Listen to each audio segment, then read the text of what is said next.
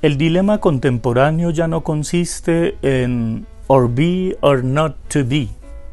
Esa no es la pregunta, sino en to believe or not to believe. That's the question. ¿Creer o no creer? Esa es la pregunta. ¿Creer o no creer en medio de esta sequedad política y espiritual del mundo? ¿Creer o no creer tras constatar la mediocridad de buena parte de los líderes de este planeta que han hecho una gestión pésima del coronavirus, pero sobre todo que se han sabido servir de la pandemia y del confinamiento para que la cosa política se mueva, pero para que se mueva a favor de los intereses de quienes los pusieron en los puestos donde están? Pasando revista a la gestión que han tenido la mayoría de líderes mundiales, uno se pregunta, ¿les interesa la gente? ¿O simplemente han aprovechado para ocultar su corrupción, su mediocridad, su politiquería de esta pandemia y de esta crisis humanitaria? Cuando vemos las contradicciones de la OMS, cuando vemos los intereses de lado y lado, cuando vemos la manera como los gobiernos se despedazan en una mesa de negociaciones por ver quién saca más partido de las vacunas, ¿creer o no creer? ¿En qué creer cuando lo único que se observa son justamente los intereses belicistas, la política que se mantiene a toda costa? Se usan los derechos humanos justamente cuando detrás o debajo de ellos hay intereses económicos, pero no es porque les interese la humanidad, sino porque les interesan los adversarios políticos. Entonces se les muestran los dientes diciéndoles, usted incumple con los derechos humanos. Pero, ¿acaso aquellos que se fijan en la paja en el ojo del hermano gobierno no miran su propia viga? Buena pregunta. Y en este tiempo en donde el cristianismo agoniza y una vez más vemos al pobre Papa solitario repartiendo bendiciones por Zoom, porque no hay gente en la piazza de San Pedro en Roma y no pueden sacar a los gatos que pueblan el Coliseo para que haga el Vía Crucis, felizmente por el coronavirus para los gatos. Entonces, ¿qué nos cabe esperar?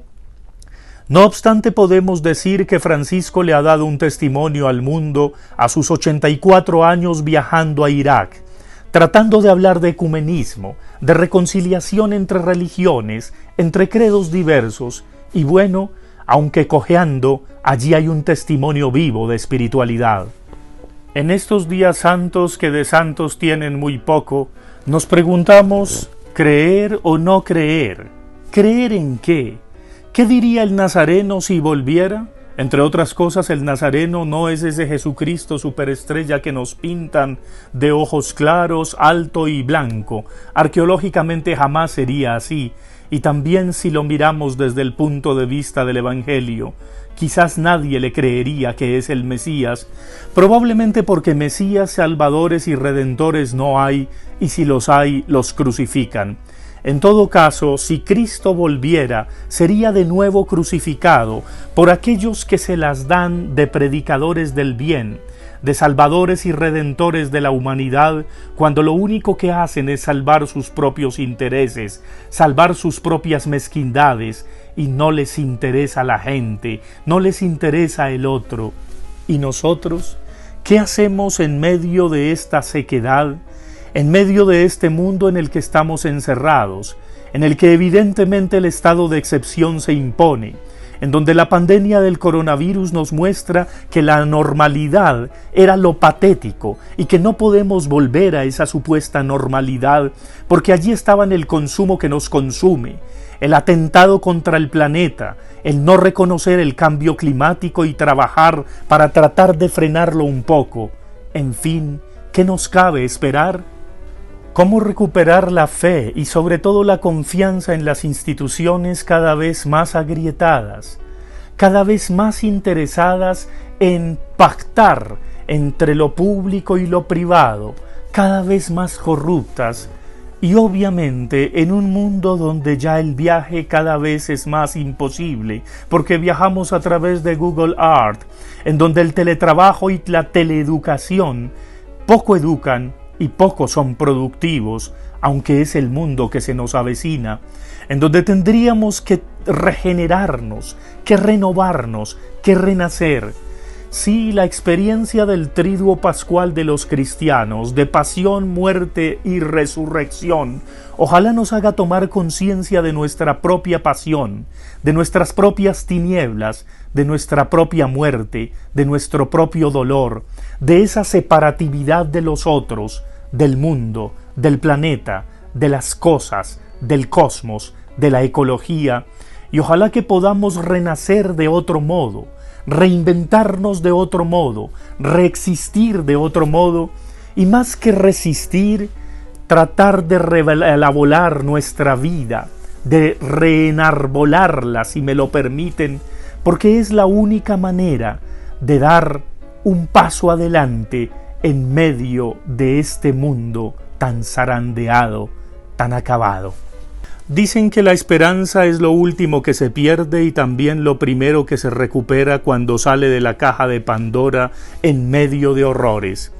Pero la esperanza es un elemento movilizador. Cuando la esperanza se realiza, desgraciadamente se le impone a los demás, y esto ha conducido a toda clase de hogueras inquisitoriales, de campos de concentración, de totalitarismos. No, la esperanza es para movilizar, para hacernos creer en un más allá con los pies en la tierra, desde el más acá. Ojalá que más allá de la utopía, más acá, construyamos verdaderas heterotopías, verdaderos espacios de encuentro, absolutamente otros que reflejen, neutralicen y contradigan tanta ignominia que nos rodea, tanta crueldad, tanto maltrato, tanto atropello. Ojalá que como humanidad y como colombianos y colombianas nos atrevamos a dar testimonio de ese peregrinar hacia el futuro y no permitamos que las élites mediocres y ramplonas que nos gobiernan nos sigan arrebatando el futuro.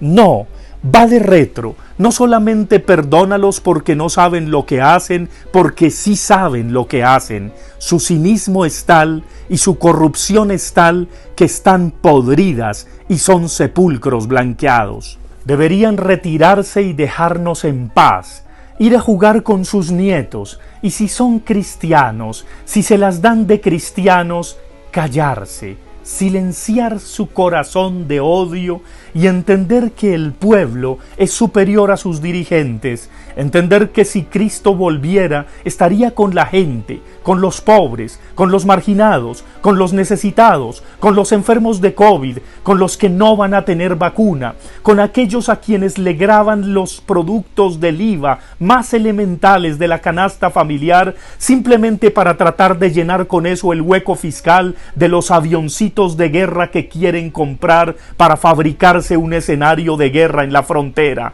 No, no solamente Padre, perdónalos porque no saben lo que hacen, porque sí saben lo que hacen, es la ciudadanía, la gente, en un testimonio ético y también cristiano, que no puede tolerar que sigan abusando de ella, que no sigan abusando de nosotros. Tenemos que decirles, va de retro, fuera de aquí, y quizás sacarlos al látigo como lo hizo Jesús con los mercaderes del templo, pero entre tanto dar testimonio pacífico, sereno, porque la transformación se da desde lo cotidiano, se da desde ese no creer en aquellos que nos engañan para poder creer en un mañana, en un futuro y en un país distinto. Pelando el cobre desde las dos orillas.